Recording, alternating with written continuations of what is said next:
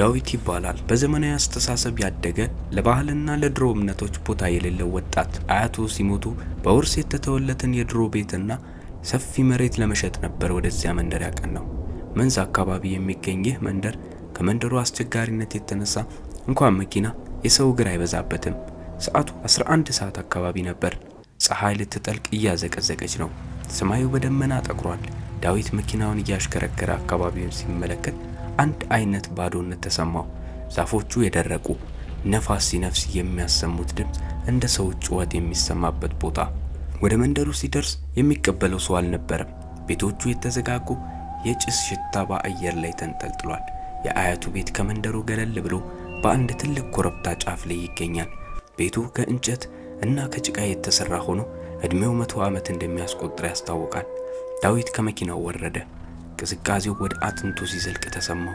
ዙሪያውን ሲመለከት ከቤቱ ጀርባ አንድ ግዙፍ፣ እጅግ በጣም ግዙፍ የዋርካ ዛፍ ተመለከተ።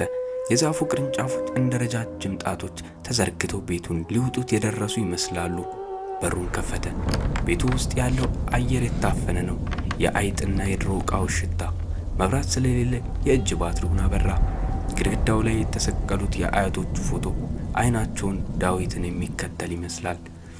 ዳዊት ዕቃውን አራገፈ።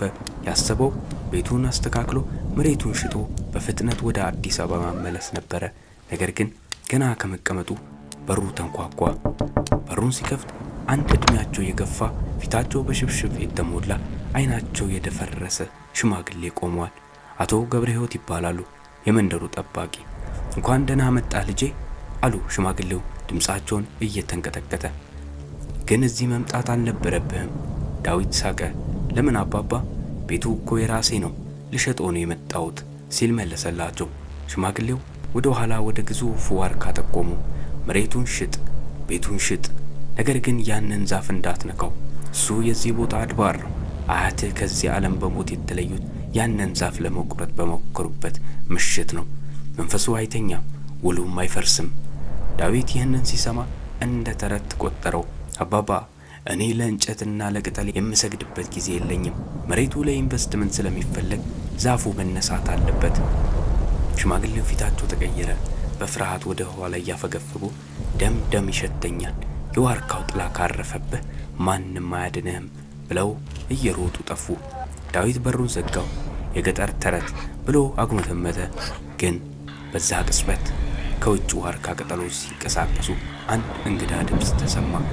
ሰው የሚያወራ የሚመስል ሹክሹክታ። በማግስቱ ጠዋት ዳዊት የቀጠራቸው 2 ሰራተኞች መጡ። ዛፉ እንዲቆረጥ አዘዛቸው። ሰራተኞቹ ዛፉን ሲያዩ ተርበተበቱ። ጌታዬ፣ ይህ ዛፍ እኮ የተቀደሰ ነው፣ አንነካውም አሉ። ዳዊት ተናደደ። ገንዘብ ጨመረላቸው። በፍርሃት ሆነው ተስማሙ። የመጀመሪያው የመጥረቢያ ምት ዛፉ ላይ ሲያርፍ አካባቢው ጸጥ አለ። ወፎች መጮህ አቆሙ።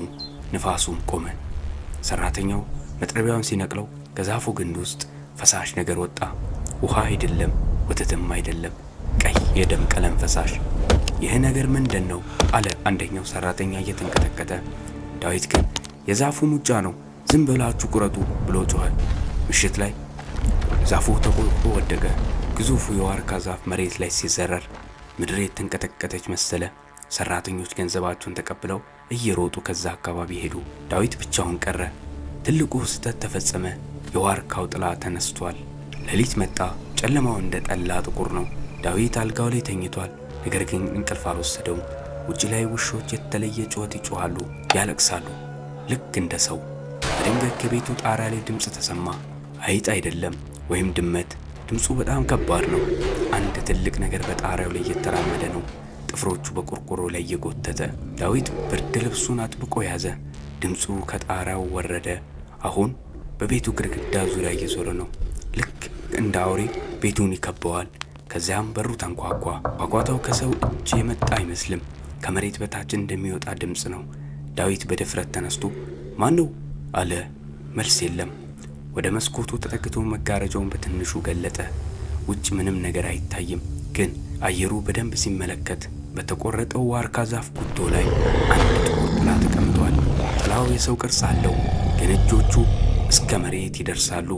ጥላው ቀስ ብሎ ጭንቅላቱን ወደ ዳዊት መስኮት አዞረ። አይኖቹ እንደ እሳት ይንቀለቀላሉ።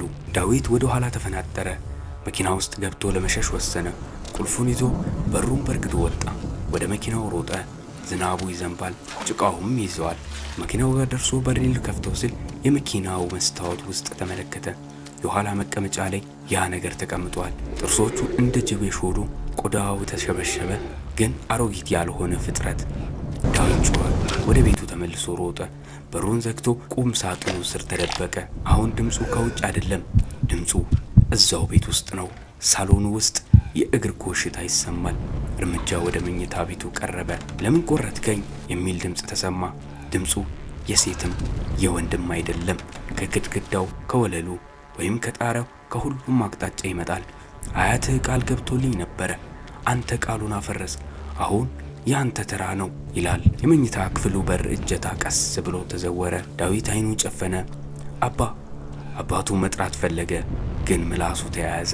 በሩ ተከፈተ። የበሰበሰ ሽታ ክፍሉን አወደው። የበረዶ የሚመስል ቀዝቃዛ እጅ የዳዊትን እግር ጨበጠው። ማግስቱ ጠዋት የአካባቢ ሰዎች ወደ ቤቱ ሲመጡ ቤቱ ክፍት ነበረ። በቤቱ ውስጥ ማንም አልነበረም። ዕቃዎቹ እንደነበሩ ናቸው። የመኪናው ቁልፍ መሬት ላይ ወድቋል። ግን አንድ ያስደነገጣቸው ነገር ነበር። ትላንትና የተቆረጠው የዋርካ ዛፍ ጉቶ ላይ አንድ የሰው ልጅ የሚመስል ቅርጽ ያለው ችግኝ በቅሏል። ችግኙ ሲነካ ሞቃት ነው። ልክ እንደ ሰው አካል ይሞቃል። ዳዊት የት ገባ? ማንም አያውቅም። አቶ ገብረ ሕይወት ግን እንዲህ ይላሉ። ዋርካው የተወሰደውን በሌላ ተካ። አሁን ዳዊት የዋርካው ጠባቂ ነው እስከ ዘላለም። ወዳጆቼ፣ ወደ ገጠር ስትሄዱ የድሮ ዛፍ ወይም ድንጋይ ወይም ወንዝ አክብሩ። ምክንያቱም በውስጡ ምን እንደተደበቀ አታውቁም። የዳዊት ታሪክ የማስጠንቀቂያ ደውል ነው።